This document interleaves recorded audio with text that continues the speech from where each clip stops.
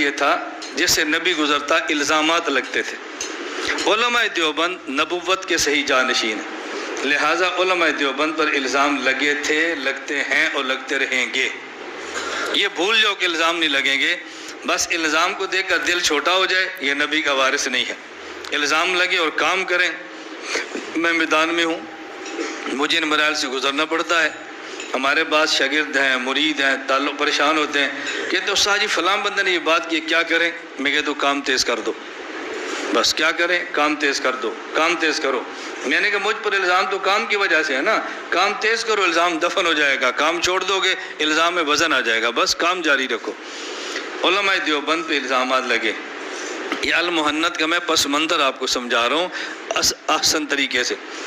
احمد رضا خان مولانا ہے، ہم مانتے ہیں، اس کا تھوڑا انکار کر رہے ہیں، ہم ادب کرتے ہیں، بے ادبی بھی نہیں کرتے، ہمارا اختلاف شخصیت سے نہیں ہے، ذاتیات سے نہیں، نظریات سے ہے۔ مولانا احمد رضا خان 1906 میں مکہ مکرمہ کے حج کے لیے وہاں سے مدینہ منورہ بھی گئے اور حرمین کے علماء سے ملے اور ان کے سامنے ایک تحریر اردو کی، اس کا عربی میں ترجمہ کر کے پیش کیا۔ ہمارے اکابر علماء دیوبند پہ انہیں 4 بنیادی اعتراضات لگائے۔ ایک اعتراض تھا مولانا قاسم نانوتوی رحمۃ اللہ علیہ کی تحذیر الناس پہ، کہ مولانا قاسم نانوتوی رحمۃ اللہ علیہ نے تحذیر الناس میں انکار کیا ہے ختم نبوت زمانی کا۔ دوسرا الزام لگا مولانا رشید احمد گنگوہی پہ کہ انہیں فتاوی رشیدیہ میں لکھا ہے کہ اللہ تعالیٰ جھوٹ بولتے ہیں۔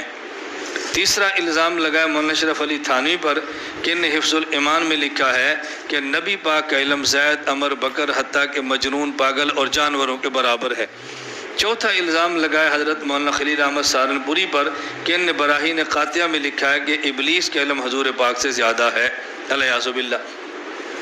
حرمین کے علماء نے فتویٰ دیا اگر یہ باتیں ٹھیک ہیں، اگر یہ باتیں ٹھیک ہیں تو اس کے لکھنے والے کافر ہیں اور دائرہ اسلام سے خارج ہیں، اور ہم بھی یہ کہتے ہیں کہ جس کا یہ عقیدہ ہے وہ دائرہ اسلام سے خارج ہے اور مرتد ہے، یہ بات ہم بھی کہتے ہیں۔ احمد رضا خان نے پھر ایک کتاب لکھی حسام الحرمین علی منحر الکفر والمین۔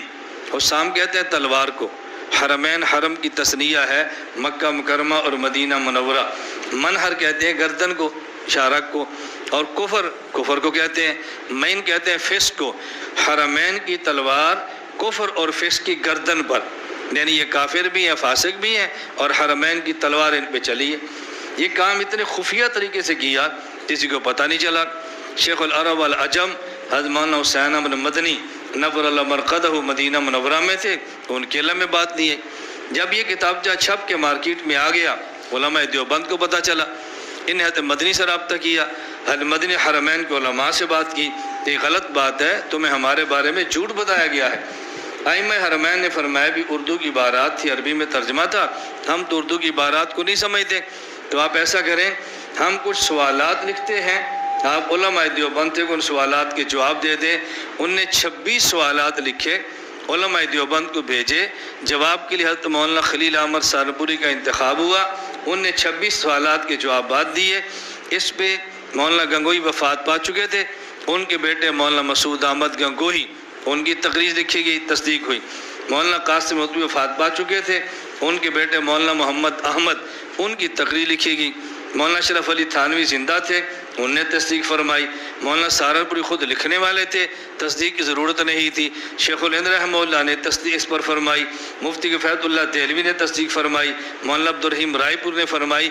24 علماء دیوبند کے اور 6 علماء مکہ کے، 25 علماء مدینہ منورہ کے، 3 علماء دمشق کے، اور کچھ علماء غالباً 6 سے 14 کے لگ بھگ مصر کے تھے، ان لوگوں نے تصدیق فرمائی، اور یہ کتاب التصدیقات لدفع تلبیسات کے نام سے آئی، اور بعد میں نام رکھا گیا المحنت المفند۔ محنت کا معنی ہندی تلوار ہے، مفند کا معنی باطل ہے، یعنی باطل پہ ہندی تلوار۔ حسام الحرمین کا مستقل جواب میں نے حسام الحرمین کا تحقیقی جائزہ کے نام سے دیا ہے، اگر ابھی باہر موجود ہو تو لے لو، وگرنہ مرکز سے منگوا لو۔ پھر یہ المحنت علی المفند پر اعتراضات کیے تھے، اس کا جواب بھی ہم نے دے دیا ہے۔ المحنت علی المفند پر اعتراضات کا علمی جائزہ وہ مستقل ہے۔ اب المحنت ہم نے نئے سرے سے کچھ ترامیم کے ساتھ، ترامیم نہیں اضافوں کے ساتھ چھایا کی ہے، عربی عبارات لگائے ہیں، آسان اس پہ ترجمہ کیا ہے، کسی کتاب کا نام اس کی وضاحت کی ہے، کسی عالم کا نام ہے تو اس کا ترجمہ کیا ہے، تو اس کا حالات لکھے ہیں، کسی حدیث کا ذکر ہے تو اس کی تخریج کر دی ہے۔ اس طرح کوئی تھوڑے سے اضافے کر کے یہ کتاب المحنت آپ کے سامنے ہے۔ یہ مختصر میں نے اس کا پس منظر بیان کیا ہے۔ اب ایک ایک سوال اس کا آپ جواب سماعت فرمائیں۔ بہت لمبی تقریر ہم نہیں کریں گے، خلاصہ بیان کریں گے تاکہ المحنت کا متن آپ کے سامنے آ جائے۔ ایک بات ذہن نشین فرما لیں، میں بلکہ اس حوالے سے دو باتیں کہنا چاہتا ہوں۔ پہلی بات تو یہ، میں ایک جملہ اکثر اپنی گفتگو میں عقیدہ سمجھاتے ہوئے طلباء اور عوام سے عرض کرتا ہوں، المیہ یہ ہے کہ ہمارا عقیدہ اور ہماری دلیل ہمارا مخالف نہیں سمجھتا، وہ اعتراض کرتا ہے، اور اپنا عقیدہ اور اپنی دلیل ہم نہیں سمجھتے تو ہم اس کا جواب نہیں دیتے۔ المحنت کے بارے میں ہمارے پاکستان میں دو طبقے ہیں۔ آپ میری بات پر تجربہ کر کے دیکھ لیں، کسی سے پوچھ کے دیکھ لیں، میں غلط کہتا ہوں یہ ٹھیک، جو المحنت کے مخالف ہے نا، آپ ان سے قسم دے کر پوچھ لو بھی آپ نے المحنت الف سے لے کر یا تک پڑھی ہے، تو وہ کہیں گے نہیں۔ جو المحنت کا دفاع کرتے ہیں نا، آپ ان سے پوچھو آپ نے کبھی المحنت پوری پڑھی ہے، وہ کہیں گے نہیں۔ اعتراض کرنے والا بھی نہیں پڑھتا، جواب دینے والا بھی نہیں پڑھتا، المحنت درمیان میں پھنسی پڑی ہے۔ ایک تو یہ بات، اور دوسرا المحنت کے بارے میں ہمارا ایک عجیب ذہن بنا ہے۔ وہ ذہن کیا بنا ہے؟ بعض حضرات کہتے ہیں المحنت پر زور نہ دو، یہ ایک وقتی ضرورت تھی جو ہمارے علماء نے لکھی ہے، یہ مستقل کتاب نہیں ہے کہ آپ اس پر زور دو۔ میرے بھائی یہ توجہ رکھنا، ایک ہوتا ہے عقیدہ اور نظریہ، اور ایک ہوتا ہے عقیدہ اور نظریہ کو پھیلانے کے لیے پالیسی اور طریقہ کار۔ عقائد اور نظریات نہیں بدلتے، پالیسی اور طریقہ کار بدلتے ہیں۔ المحنت علماء دیوبند کے عقائد کی کتاب ہے، علماء دیوبند کی پالیسی اور طریقہ کار کی کتاب نہیں ہے۔ یہ اس وقت میں ایک طریقہ تھا اور اب یہ دور ختم ہو گیا۔ عقائد ہمیشہ رہیں گے، پالیسیاں وقت کے ساتھ بدلتی رہیں گی، نظریات ہمیشہ ایک جیسے رہیں گے، اور طریقہ کار وقت کے ساتھ ساتھ تبدیل ہوتا رہے گا۔ کل ضرورت تھی تو قاصر علوم کی عمارت وہ تھی، بڑھ گئی ہے تو آج ضرورت وہ ہے۔ قاصر علوم میں پڑھائے جانے والے علوم بدلے ہیں یا بلڈنگ بدلی ہے؟